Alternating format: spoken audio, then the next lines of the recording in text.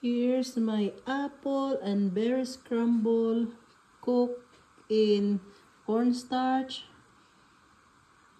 with maple syrup from Canada. I made two. That's for Joel and this one for the church. Look at that. It's ready. My crumble is almond milk, sorghum flour, buckwheat flour, and mash in banana, coconut oil, walnut, and almond flakes. Let's go. Let's ready. Put it there. Yummy. This is Joel's favorite breakfast. Or you can do this also as desserts. And then I bake this in 150 for 1 hour. So it's good to eat.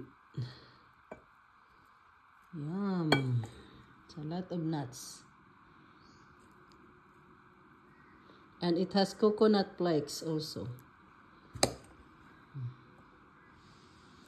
Coconut flakes. Yummy.